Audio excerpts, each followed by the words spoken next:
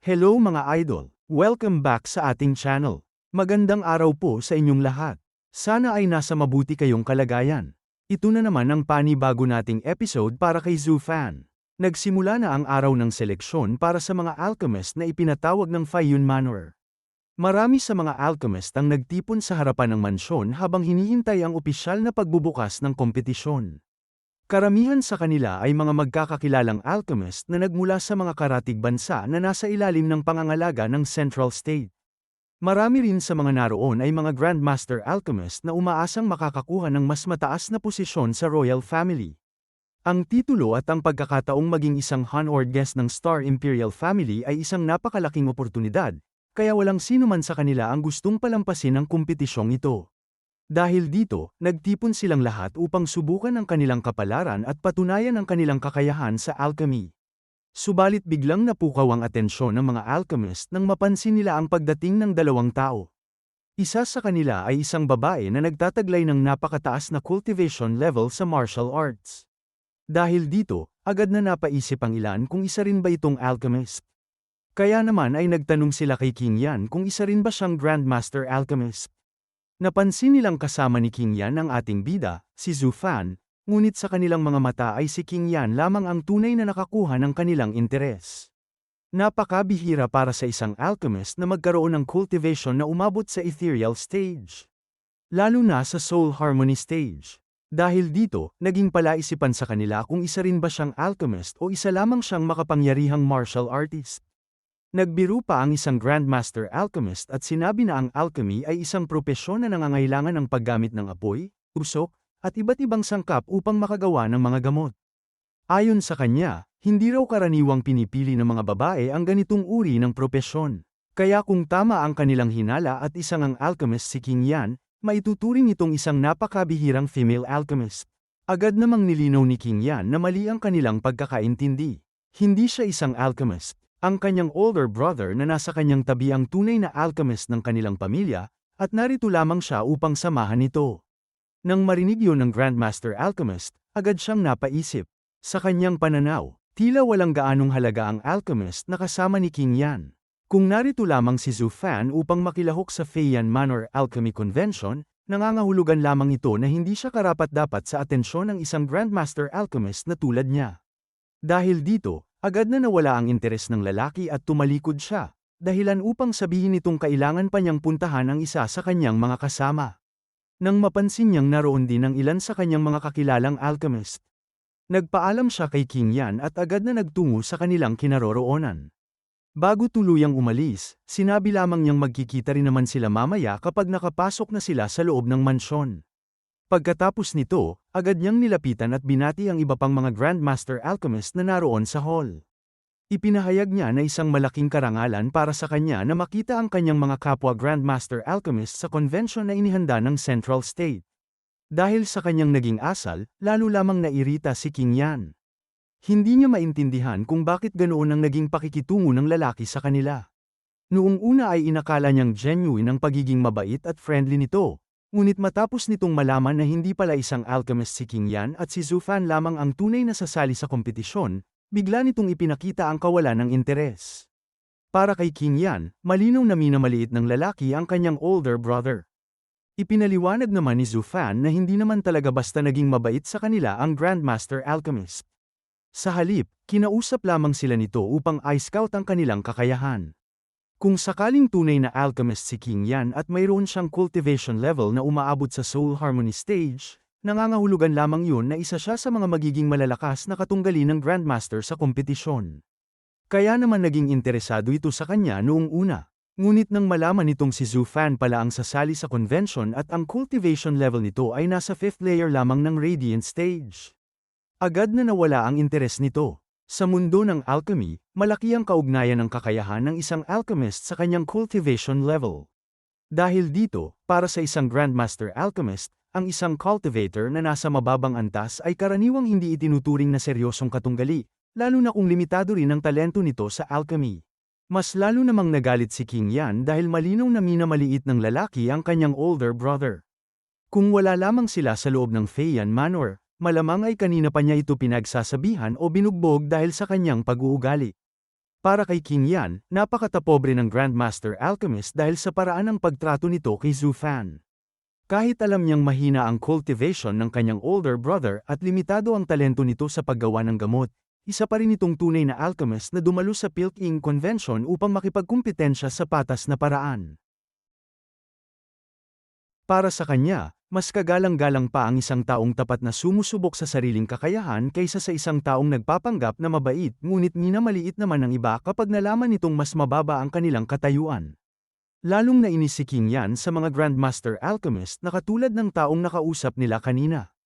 Ngunit kalmado namang sinabi ni Zhu Fan na, sa isang banda, mas mabuti pa nga ang ginawa ng lalaki nang tumalikod ito kaysa kung nanatili pa ito at ipinakita ng hayagan ang pagmamaliit sa kanya. Sa ganoong paraan, hindi na niya kailangang marinig ang mga masasakit na salita ng Grandmaster. Subalit hindi napigilan ni King Yan na sabihin na mahina nga si Zhu Fan at wala itong gaanong talento sa alchemy. Para sa kanya, iyon ay isang paraan lamang ng pagtatanggol sa kanyang older brother. Ngunit hindi niya napagtanto na maaaring masakit din para kay Zhu Fan na marinig mismo mula sa kanya ang mga salitang iyon. Nang makita niyang tila naapektuhan ang ating bida, agad niyang napagtanto na nakasakit pala sa damdamin nito ang kanyang mga sinabi. Ipinaliwanag niya na wala siyang ibang intensyon kundi ang ipagtanggol siya laban sa pagmamaliit ng ibang alchemist. Humingi rin siya ng paumanhin at sinabi na marahil ay dahil lamang sa mabilis siyang magsalita kaya hindi niya napili ng maayos ang mga salitang ginamit niya. Kaya naman ay hiniling niyang huwag na lamang itong isipin ni Zhu Fan. Gayunpaman, sa kabila ng lahat ng iyon, nananatiling isang katotohanan na ang cultivation level ni Zhu Fan ay nasa 5th layer lamang ng Radiant Stage. At sa paningin ng mga Grandmaster Alchemist na naroon sa Feiyan Manor, sapat na ang ganoong antas upang agad nilang husgahan ang kanyang kakayahan at ituring siyang isang taong hindi karapat-dapat sa kanilang atensyon. Kahit gaano pa kagaling ang talento ng ating bida o ang kanyang kakayahan sa alchemy. Para kay King Yan ay hindi pa rin ito magiging sapat upang makapasok sa mga pamantayang hinahanap ng Feiyan Manor. Dagdag pa niya, kung talagang kaya nilang pagkatiwalaan si Zhu Fan sa napakahalagang responsibilidad na ito, bakit kailangan pang pilitin ng kanyang ama ang kanyang pinsan na matuto ng alchemy sa loob lamang ng 7 araw? Nang marinig ito ng ating bida, napaisip siya na talagang hindi marunong makiramdam si King Yan sa sitwasyon.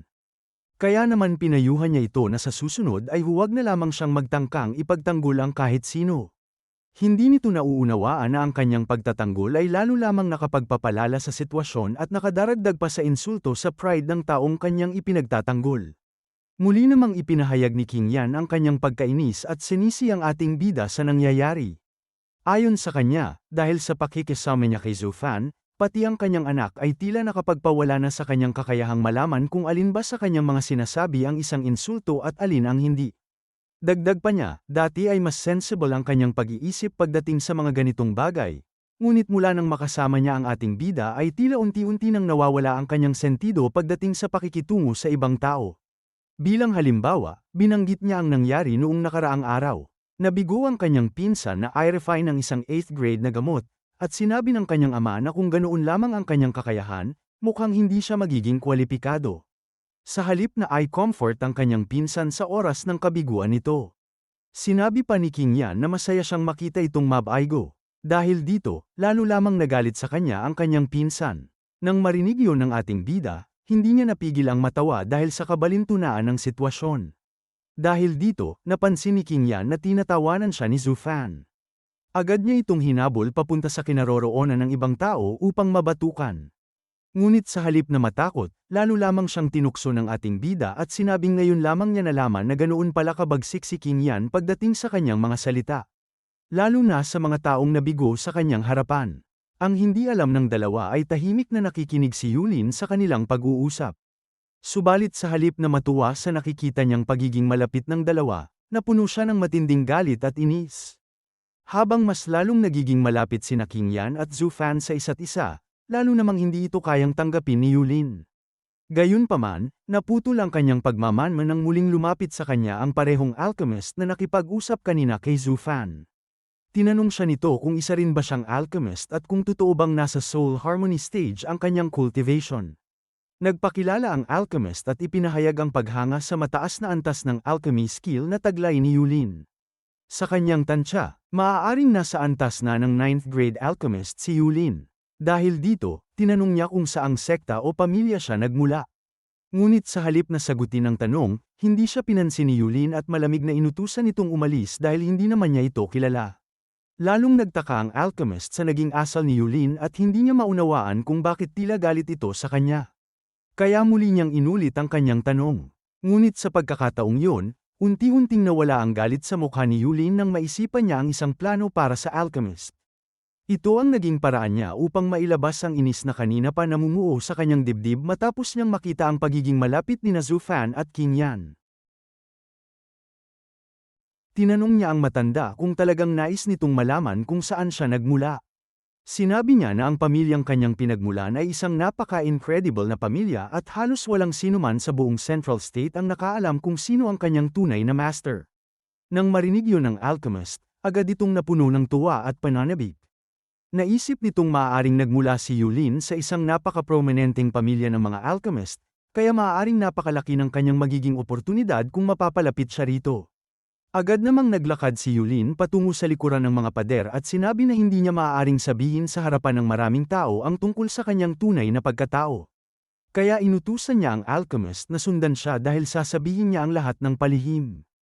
Walang pag-aalinlangan namang pumayag ang alchemist at sinundan si Yulin patungo sa likuran ng mga pader, umaasang malalaman na rin niya kung saang makapangyarihang pamilya talaga nagmula ang batang ito.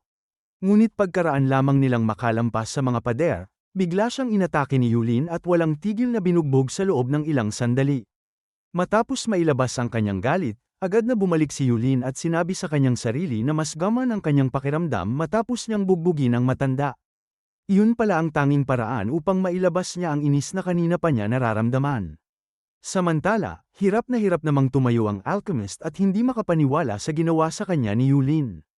Hindi niya maunawaan kung bakit siya nito binugbog gayong wala naman siyang ginawang kasalanan. Nag-usap lamang silang dalawa at wala naman silang anumang alitan. Bago pa lamang sila nagkakilala, ngunit walang awa siyang binugbog ni Yulin nang walang malinaw na dahilan. Dahil dito, labis na nagalit ang alchemist at nagbanta na iuulat niya ang nangyari kay Lord Fien. Hindi niya hahayaang makatakas lamang ang batang yun matapos siyang tratuhin ng ganoon. Samantala, sa harapan ng Fien Manor, lumabas ang isang bantay upang tawagin ang atensyon ng mga alchemist na naghihintay sa labas. Ipinahayag nito na pinahihintulutan na ni Lord Fien ang lahat ng kwalipikadong kalahok na pumasok sa convention hall. Nang marinig yun ng mga alchemist, agad silang nagsimulang pumasok sa loob. Para sa kanila, ito na ang pagkakataong matanggap ng isang makapangyarihang pamilya sa Central State at magkaroon ng mas magandang posisyon sa hinaharap. Sa kabilang banda, agad namang nagtungo ang binugbog na alchemist sa meeting hall ni Lord Fien upang iulat ang nangyari. Isinalaysay niya kung paano niya nakilala si Yulin at kung paano siya bigla nitong dinala sa likuran ng mga pader bago walang awang bugbugin. Dahil dito, buong tapang niyang ipinahayag ang kanyang hinala na ang batang yun ay nagmula sa Xiangguan clan at iginiit niyang hindi siya maaaring magkamali. Ang alchemist na ito ay isa pala sa mga tauhan ng Fien Manor na lihim na nakikibahagi sa mga pagsusuri upang makakuha ng impormasyon tungkol sa mga kalahok. Kaya naman, lalo siyang naging kumbinsido na ang taong bumugbog sa kanya ay isang kinatawan ng Xiangguan clan na ipinadala upang makapasok sa Flying Cloud Manor. Sa harap ng mga lord ng Fien Manor, mariin niyang ipinakiusap na paniwalaan ang kanyang sinabi. Malakas ang kanyang kutob na ang taong ipinadala ng Xiangguan clan upang makapasok sa Flying Cloud Manor ay ang taong yun. Agad na nakangiting tinanong ng Prime Minister ang alchemist kung sa tingin ba nito ay magiging ganoon ka-arogante ang Xiangguan clan upang bugbugin ang isang high-profile na alchemist sa isang lugar na hindi naman nila sariling teritoryo.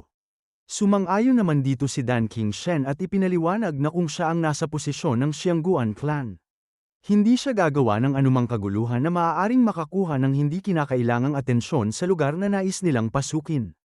Kung talagang lihim na operasyon ang kanilang pakay, hindi makatwiran para sa kanila na gumawa ng isang malaking gulo tulad ng pambubugbog sa isang kilalang alchemist. Kaya naman muling hinarap ng Prime Minister ang alchemist at tinanong kung ano talaga ang matibay na ebidensya na nag-uugnay sa batang yun sa Xiangguan clan. Nais niyang malaman kung anong impormasyon ang nakalap nito at kung ano ang naging batayan upang masabing ang batang yun ay bahagi ng pamilyang kanilang tinutugis. Subalit hindi nakasagot ang alchemist at wala itong maibigay na konkretong ebidensya. Dahil dito, lalo lamang nagalit ang Prime Minister. Ipinaalala niya na ipinadala niya ang mga alchemist ng Manor upang mang-alap ng impormasyon tungkol sa pamilyang kanilang tinutugis, ngunit sa halip na gampanan ng maayos ang kanilang tungkulin, tila iba ang naging prioridad ng alchemist na ito. Sa halip na kumilos bilang isang decoy at advanced scout na may kakayahang mang-alap ng mahahalagang impormasyon nang hindi napapansin, naging isang aroganteng bantay ito na naghahanap ng pagkakataong makaganti sa batang nakapagpabagsak sa kanya. Sumang-ayon naman si Dan King Shen at sinabi na tulad ng isang tunay na especially iya, ang isang scout na ipinadala ng Prime Minister ay kinakailangang panatilihing mababa ang profile upang hindi mapansin ng mga taong kanilang sinusubaybayan. Kung masyado itong mapagmataas at palaging ipinapakita ang kanyang katayuan bilang isang alchemist, mas malaki ang posibilidad na matuklasan ang tunay nilang layunin. Gayunpaman, sa kanyang pananaw, naging labis na mapagmataas ang mga tauhan ng Flying Cloud Manor sa paglipas ng mga taon. Dahil dito, nahihirapan silang panatilihin ang isang low profile dahil nakasanayan na nilang maliitin ang mga martial artist na itinuturing nilang mas mababa sa kanilang katayuan. Muling sinubukan ng alchemist na ipagtanggol ang kanyang sarili at iginiit na wala siyang ginawang anumang kaguluhan. Ayon sa kanya, maayos niyang ginampanan ang kanyang low-profile na papel at nagkataon lamang na bigla siyang inatake at binugbog ng batang iyon. Ngunit agad na sumigaw si Lord Feyon at kinwestiyon ang kanyang paliwanag. Kung talagang maingat at low-profile ang kanyang kilos, bakit siya basta-bastang bugbugin ng batang iyon nang walang malinaw na dahilan?